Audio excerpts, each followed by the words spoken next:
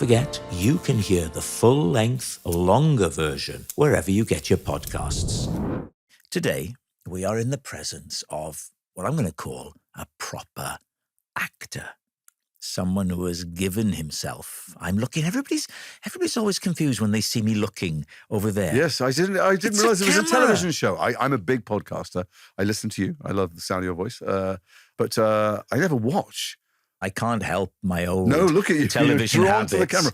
I'm wanting to look at As that the host, camera. I would have thought you would draw me in, relax me, but no, you're staring off. Not yet. I've worked with those actors who won't look at you. It's weird. Hey, Michael Jason Caine. Isaacs is my guest, by the way. Let's just make that very clear at the start. But okay? today I'm interviewing you. I'm so much more interested in you than me. In case you think it's Sean Connery who's come back from the grave. Can I advertise Kelly Clarkson with my drink there? God knows she gave me this cup needs last week. So you were on She Kelly sings, Clarkson. much like week. you, she has a talk show, but she can sing and she likes to sing. But what I was going to say was Michael Caine did an acting video when you and I were baby actors. Of course. And he gave all kinds of ridiculous instructions, like, for instance, don't blink, you're looking at it, but also look, if the camera's there close up, look at someone's right eye or even look at their ear. And you always know someone's watching because you're doing a close-up with someone and they're bloody looking at your ear, which is ridiculous. Also, why do you want to have your face flat to the camera? Michael Caine's a good actor, but he's no kind of cinematographer. Once at a party, Matt Lucas at a party years ago. Yeah, I was busy, that's all right. And he was there, Michael Caine was there. Now, I hadn't met him at this stage. I thought, wow, this was exciting. You know, he's a legend. He's a legend. He's genuine. And a brilliant actor. Oh, yeah. And he was sat trying to claw back something now. Yeah. He was sat at a table with Leslie Brickus, you know, the great songwriter who we've now lost. And I would walk past on my way to, say, to the kitchen or somewhere, and I'd want to listen in, imagining glamorous stories of the Côte d'Azur. Yes, what I was hoping for. Yeah, I was hoping to hear. And then Roger said to me, why don't we? But when I swear to God, I listened in, and what he was saying was, you put them out on a Thursday night, they've still not collected them on a Saturday morning. He was moaning about the recycling. That makes sense. Most of the legends I've ever met have been incredibly disappointing. Two have lived up to things, I think. One was Jackie Chan. I did a film with Jackie Chan. So much more of a superstar after I worked with him than before, which is never the case, just on so many levels. And the other one was Richard Harris, who I worked with him when we did Chamber of Secrets, my first Harry Potter film. And my first day was with Richard as Dumbledore.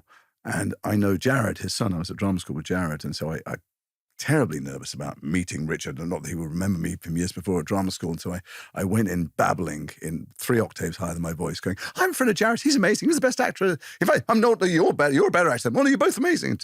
And he said, calm down. And he started to talk to me and tell me stories. He told me some of the most hair-curling, jaw-dropping, filthy stories about his adventures in the 60s. He may have been drunk into a coma, but he remembered every single gynecological detail of his, his swordsmanship. And I was standing there just slack-jawed that on this set of this film, they're telling me these things. And then they went, we need you on the set. And we moved to the set, and we went to do the first take. The very first take was just him dismissing me from the room. It was a wide shot, and I just have to leave the room. And he says something like, thank you, Lucius, that'll be all. And so I stood, and there's like 5 cameras on me, and you're nervous your first day, someone's going to fire you. And they go, action. And he stared at me. And I stared at him. And I thought, he does that thing of, waiting a second or two for the mood to settle, because God knows all I was thinking about was the filthy stories he'd been telling me, trying not to laugh. And he didn't say anything, and I didn't say anything. And then the moment seemed to stretch for quite a long time. And I thought, I've distracted him. I mean, he's not a young man. He's been telling these stories, and it is like, I'm not going to say on my first day, I'm not going to prompt Richard when there's 500 people standing around. But then the moment went on and on. I thought someone should put him out of his misery and tell him his line. I'm going to do it. No, I'm not going to do it. And then I suddenly had this panic. Shit, maybe it's my line. Maybe I'm distracted by these stories of these starlets in the 60s. Oh, God, man, they're all staring at me going, Isaac, what's the matter with you? And I started to sweat and panic and twitch. And just at that moment, he went, thank you, Lucius. That'll be all. And I thought, you bastard. You did that on purpose. You waited till I was panicky and scared because that's right for the scene. And that's why you're Richard Harris. Oh. It was fantastic. What a joy. No, I adored him, yeah. I know Armando a bit as well, so I did Death of Stalin with Armando. Well, before you go any further, go on. What a triumph, that film. Yeah. It's a work of genius. That's a great I mean, thing. none of the actors can take credit. It's all Armando and the other two writers. But he was quite forensic about what was funny. And people watch that film and think it's improvised, like they watch Veep, I guess, and it's not at all. It's all Armando. And yeah, he didn't need to make people laugh. He does it for a living and does it brilliantly. And he didn't want to hang out. We all sat around trying to make each other laugh. But not him. And you worked with Jeffrey Tambor? I love Jeffrey Tambor. There's someone whose eyes I couldn't look in. We talked about eye contact. I couldn't look in his eyes because I just would break. I just couldn't keep a straight face. He's just, I found him to be a genius. One of my only regrets in that film is that I get a big laugh on one of Amando's brilliant lines, looking at Jeffrey going, did Coco Chanel take a shit on your head? Oh, yes. And there's such a huge laugh that they miss him going, no, he did not. He did not. And he does it so brilliantly. So one of the amazing things about being on Death of Stalin for me was that all my comedy heroes were there, everybody. And Jeffrey would take the time to talk me through every episode, every scene of both Arrested Development and Larry Sanders. Michael Palin, who was one of the most lovely men in existence, took the time to talk very patiently to talk me through every episode of Monty Python and all the films. And Paul Whitehouse is never off anyway. He doesn't need much prompting, but I loved hanging out with him. Steve would, talk about all the Tarantino films. I just couldn't. The most difficult thing was trying to work out who was I going to sit next to at lunchtime, because it was going to be the best lunch of my life. And then they'd call action, and these heroes of mine, I would have to grab them by the balls or slap them around the face or whatever it was. And then the film turns out to be a real piece of work. It's phenomenal. One of the weird, ironic twists of fate, it was banned in Russia. It had massively successful press screenings, people standing up and applauding, and people whose families were sent to Siberia or killed, really loved it. And then now that's fascinating, isn't it? My character, Zhukov's daughter, found out the film had been made. She didn't see it, as far as I'm aware. Told some lowly apparatchik in the culture department of the Kremlin. It went up, I don't know how far it went up the chain, but it was banned. The film was banned. And when that ban was issued, people thought it was a joke, part of the publicity campaign, the cinemas. There hadn't been a film banned in Russia since Glasnost. So they showed it anyway, and the police arrived and arrested everybody. And then it was not shown, but the film became the most successful and industrially, illegally screened film in Russia. Everybody got a pirate copy of it. So obviously distributors didn't make any money, but everybody saw it and loved it. And they still, people still talk about it. I meet people all the time who go, my grandfather was taken away to the Gulag, and my God, we love that film. That says something about comedy as a pressure valve, doesn't it? That comedy. I remember reading the script thinking, this is either going to be hilarious, I'm laughing with the script, or the most offensive film ever made. I didn't know about you a history of problems with drugs. I had no idea about that. I like not being me. Look, maybe it's one of the reasons. I don't know. I've talked about it a lot. It doesn't mean I really know myself well, but why was I drawn to acting? I'm studying law. Why did I go into a room at university where people were rehearsing a play that I'd never had any experience of before and think, this is my world? Until university, no experience of it. And I didn't even think it was a viable, possible And you had profession. high-achieving siblings. One goes off to become a doctor, and one was a lawyer, and the younger one was still at school. And I assumed I would. My dad left school at 15, poor and as an apprentice. And we were the first generation to go and be professionals and have a buttress against the fortunes of the world. And that was the plan. I would go and have a proper job and be able to do a proper, So you're going to be a lawyer. Yeah, something where you could have a guaranteed income. And you in school, your qualifications were enough because they wouldn't have been for me if I wanted that, right? You did well enough at O&A. I went to a school which was an exam factory. Even though I was stoned most of the time, from the time I was 15, I still recall enough stuck to me that I could regurgitate it and pass exams. And I went to university and they were all very, very posh.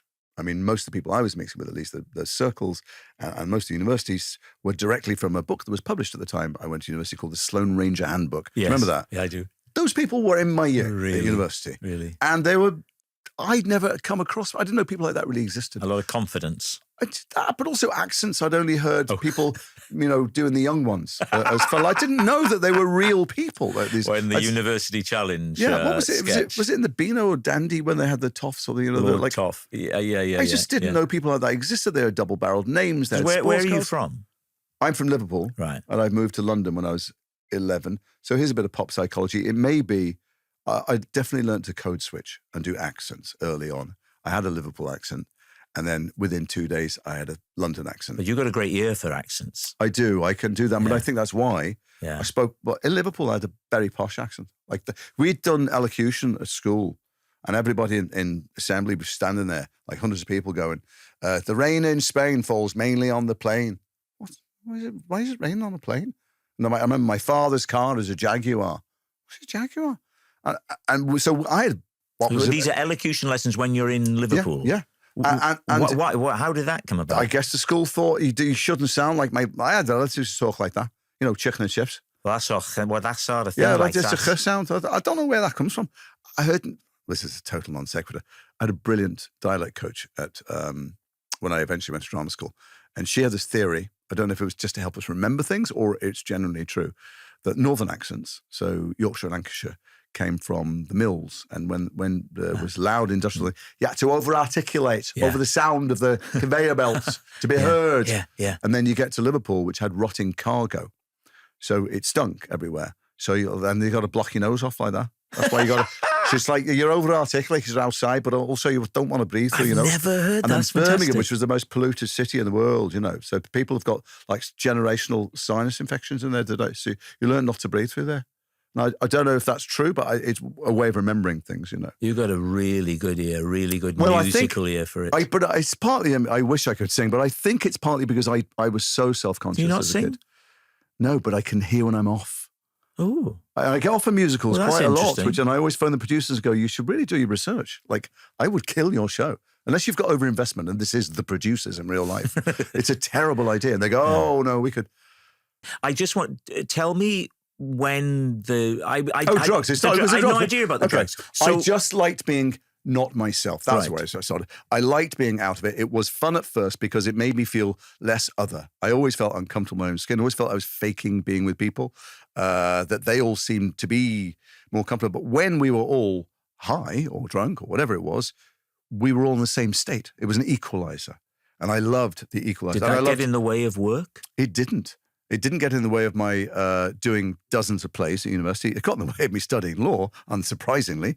But I just did plays, and I went to National Student Drama Festival. How long did it carry on once you were a professional actor? Oh, for decades. I mean, and it not only didn't get in the way of work, I was working at a very high level, as you know. Yeah. I was on stage and on camera, and the career was great. It's the personal life that wasn't great. I work with people now, subsequently. I haven't taken drugs for 25 years, but it's one of those professions, maybe less tolerant now. I don't see it now. I used to have a sixth sense for it and be on a set and know immediately who would be the people who want to go and take drugs with me or get high with me or have adventures with me, you know. But it's music and art, I guess, and acting are those professions. Remember, actors don't have, actors, when they're acting, have no responsibility. People get your tea, they get your clothes, they wheel you out like show ponies. You do your little performance, they wheel you back again. They call you the talent in inverted commas, and they radio each other when you go for a wee-ins because they don't think you'll find your way back to the set. You know, there's a drive now at the BBC to stop using that word for. Well, it is used ironically. Let's be clear. I directed a couple of years ago a TV show I was in, and I'd always suspected because I produced a little bit and stuff. I had a half a sense of this that we were regarded as the moronic toddlers on the set. And just things that grind up the cogs. But it was worse when I directed and I got to sit at the grown-up table and be part of the planning and got to use that part of my brain that, frankly, was, in cobwebs after decades. It was worse. We weren't, show ponies. We were meat puppets that all we could do was ruin the schedule. You're not just here to hang out with your old chum. God knows White Lotus needs a push. Sure.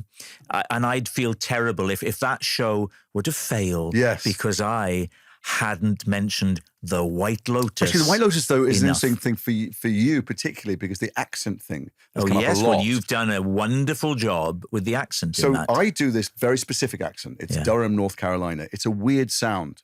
Most people in America have no idea what it sounds like. It's not a generalized Southern. It's mostly Southern. It's got two vowel sounds, one diphthong, getting technical, a joint vowel, and one short vowel, which are completely upper-class English. Well, go on. And so I won't do it now because I do it badly now, and I did it for a year, properly. I do it in ADR sometimes when you go and replace the voice, and I have to get myself back into it. I want to do it well.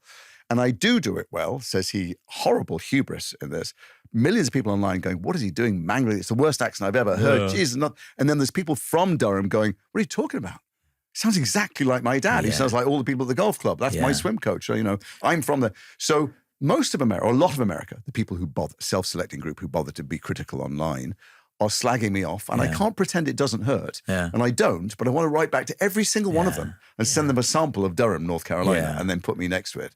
And it's very, very annoying because I've never been criticized for an accent before. It's one of the few things I'm vaguely confident. I would never be confident about acting. Sometimes journalists go, what are you most proud of in acting? And I go, nothing. I don't even understand that sentence. I would never be proud of acting. But I do think I can hit a mark without looking, and I can do an accent. So the fact that there's lots of people slagging me off is really bothering me. To hit a mark without looking, do you do that thing Michael Caine taught? I stand at a mark and I walk backwards and I count the number of steps. No, I don't. I walk I forward. don't do anything Michael Caine says in that ludicrous video he made. When he said, here's how you play drunk, and he makes these young actors try and do scenes for which he won an Oscar.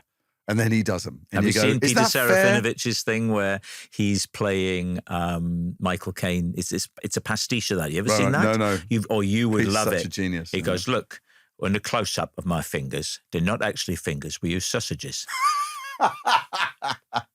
And he's got the bomber jacket on and all that thing.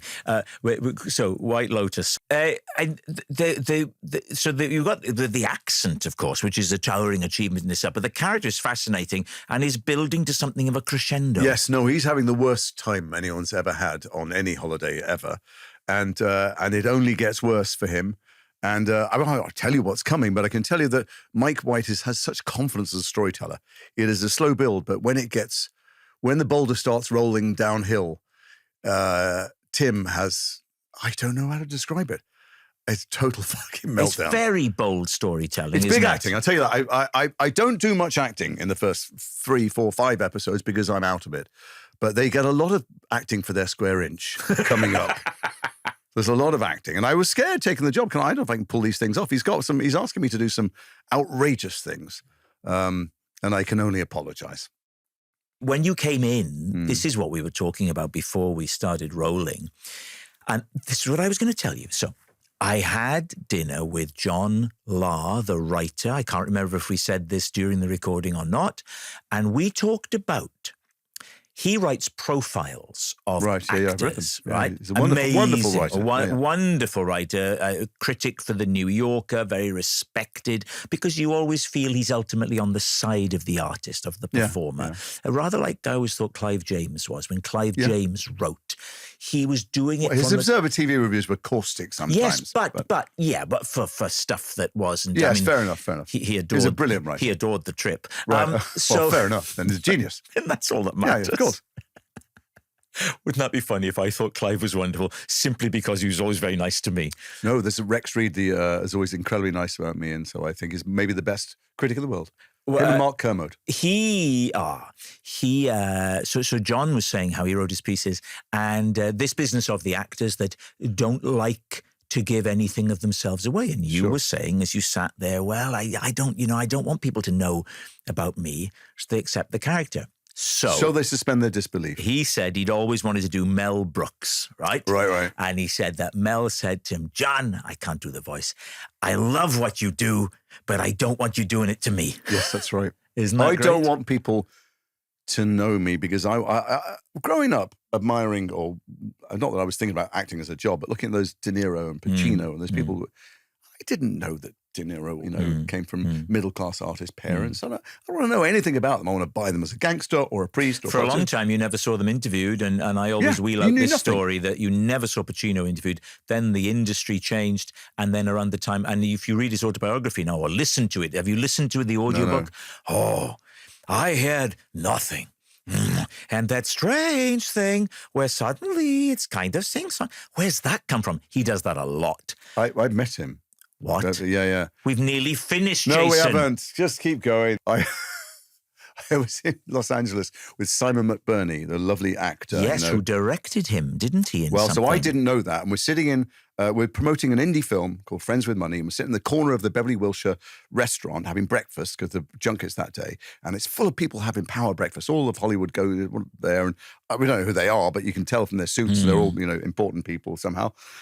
And Simon goes, God, you handle this Los Angeles thing so well. And I go, what was handling? I'm having breakfast. I mean, what's to handle? He goes, I don't know, you just seem so relaxed. And I go, well, we're having breakfast. I don't know anybody in the room. It's not, what's there to be, And I went, oh, Jesus, I'm not handling this very well. And he goes, what? And I go, don't look. Al Pacino's just walked in, right across the other side of the room.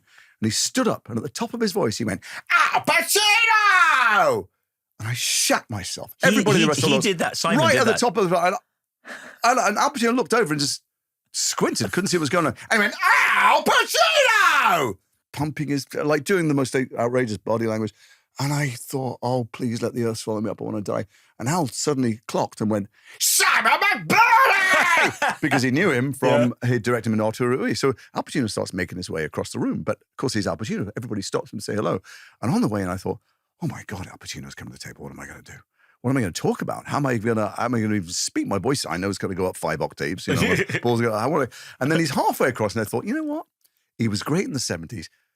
I'm not that impressed by his performances recently. He's a big old ham. He waves his arms around. He shouts. His eyebrows go up and down. I don't need to be intimidated by him. I'm in this cool little India. I'm trying to calm myself down, talk myself off the ledge. And he comes and gets to the table, and Simon goes, hey, Al, this is my friend Jason. Jason, this is Al. Al goes, have you tried the pancakes? They're out of this world. And I thought, oh, no. He's not overacting. He's just a very, very big personality who shouts a lot. He slapped the table. Oh my God! Anyway, I can't do an Al Pacino impression when you're around, but yes, him. I thought when I did my Al Pacino, you were very, very unimpressed. No. You want to know honestly, my thought process, Jason. Honestly, was I started doing, I went, oh, it's not all that, is it? No, I love your impressions. I'm a huge fan of your skills. I do think you're skilled enough to add some new ones to the repertoire. Occasionally, that's all because I know you have the skills. Although I love the fact that, they queue up. We're doing another trip later this year. They're all dying off. I know. Well, we're doing another trip, and I'm thinking I've got to have some new people. So I'm wondering, Jeff Goldblum. I knew immediately. There you were. You did? Yes, straight away. Also met Jeff, sat next to him at a wedding. I've met Jeff as well. And my very first job, my very first day on anything was with Jeff Goldblum. I'll tell you, the tall guy. On the tall guy. And I reminded him of that, and he went, is that my fork? And then didn't speak to me again. Really? You had a bad Jeff experience? No, it was fine. He just wasn't interested in recalling those glory days for me. I've had a few of those. I was backstage on, I don't know, some British talk show, and Chris Isaac was there. Oh. And I went, oh, hey, how you doing? And my name is Jason Isaacs, and people are always asking if we're related. And he went, I'm tuning my guitar. Oh, that was it. Oh, Chris, but what a wicked game to play. My worst, maybe my worst was Stevie Wonder. I was at the Four Seasons Hotel. And I'm in the lift, and he gets in, and people don't get in with him. And I watch him feel Braille, which floor to press, and he's pressed the top floor. There's only 4 floors there, I think. And I thought, what do I say? Do I say, hello, Mr. Wonder? Do I call him Stevie? Is that too familiar?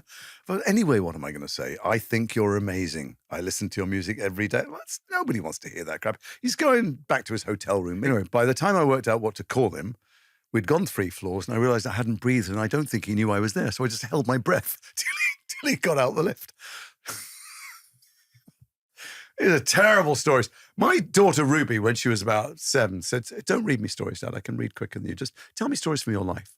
Oh, so I wow. tell her stories at night from my life. Gosh. And then after a few weeks, she went, Dad, why are you such a loser in all your stories? And I went, they're the only stories I've got. No, you said because it's self-deprecating. And as we've discovered in the course of this podcast, because it is a podcast, make no excuses, it's very charming. It's very endearing. It doesn't go down well in America. No, it doesn't. They think you need a straitjacket. You do that and they think, yes, this guy has serious problems. Now, that's a big adjustment that I've had to make on those brief times I've been there. Is it's no good for a sort of self-effacing sort of a Hugh Grant sort of, oh gosh, well, I'd probably make... You have to boast. Boasting is the standard. That's right. And any kind of self-deprecation is you need treatment and probably medication. It takes a bit of getting used to because self-deprecation has served us both well. In the United Kingdom, I Jason. don't like people getting too big for their boots. It's one of the reasons I liked Australia. You know, You actively chose not to go to Australia on this publicity I've been drive for the White Lotus. I'm hearing a lot of good Salt things Path about needs the public- White Come on, Lotus. let's do 2 minutes on All Salt right, the Path. And you've Salt got to Path, go. You play a slug who is walking Yes. along a salty path, and it's about the You've seen it. trials and tribulations that slugs face. If you think that will get an audience to go and see an independent film, I'll go with I that. tell you what, it sounds fantastic. Now, it is you and... Me and Gillian Anderson. It's a brilliant film based on a huge best-selling book about these two of the most extraordinary people I've ever met. It's a a great it's love a true story. It's a completely true story. Just quickly tell us, because when you If it read wasn't the true, you wouldn't précis, believe it. you go, oh, wow. There are a couple in their 50s. They have a farm in Wales. They're actually from Staffordshire. Weird accent again. And he'd hurt his shoulder a couple of years before, fell through the barn roof, and it caused him a lot of trouble. But also, they'd invested to try and give their kids a future. Some friend of his from school had a scheme, so they put their farm up in this scheme, guaranteed to make money. But it was a con, and he'd tried to rip them off and take the farm off them. There was a court case, and they fought themselves. They had no money to play it, but they thought they were on solid ground. And in 1 week, they went to court and were told, no, actually, you've lost. All your evidence doesn't count. It's not submitted in time. You need to vacate your home. You've lost everything you own. And he went to the doctor because he had a long-standing appointment in the NHS. And he said, no, it's not arthritis in your shoulder. You've got a terminal condition and you're going to die very soon. And so they're at the lowest ebb you could ever possibly be in life. And he's going to die. At that point, he couldn't use a leg, couldn't use an arm. His bodily functions packing up. Neurologically, his memory's going and stuff. And they had nothing. And his wife said, madly, let's just walk. Like a one-legged man, let's just walk. We've got nothing, nowhere to go. They had 115 quid or 300 quid. They bought a tent and 2 sleeping bags and a couple of pans. And they walked for 6 months in the most arduous conditions up and down the southwest coast of Britain with a book to guide them. And they had extraordinary adventures. They were up against it, freezing, starving, rejected, treated badly by people for whom homeless people are, invisible. And magically, that not only did their love help them sustain, nature sustained them through that, but his condition went into reverse and abatement. And none of the doctors understand why. He started to be able to use his leg again and his arm again. His bodily functions came back to him. He's still alive, thank God. He's the most amazing man I've ever met. They've had to walk repeatedly since then. But anyway, at the end of 6 months, when it was too cold, they were going to be hypothermic, someone let them stay in their barn for a bit.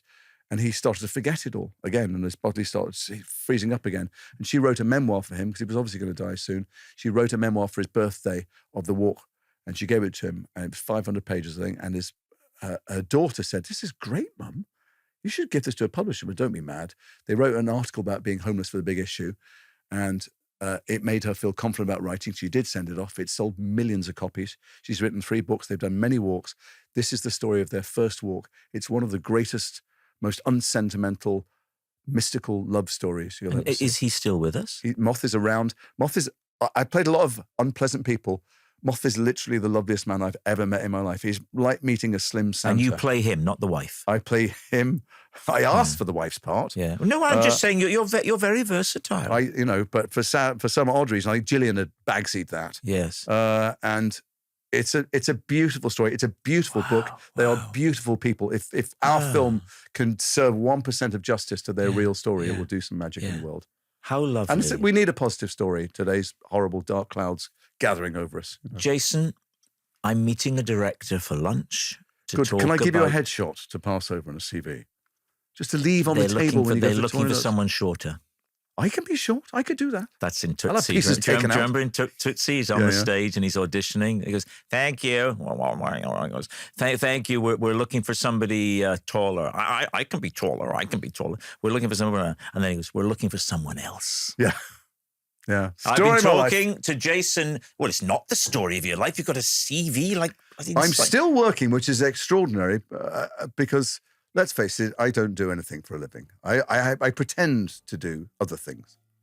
Our self-deprecation masterclass is coming to an end. That was what you would do. Michael Caine did the acting. Jason Isaacs. You've been superb, Jason. I don't want to stop, Jason. Don't listen to me on any other podcast because I'll just be saying the same shit, honestly. And on that note, goodbye.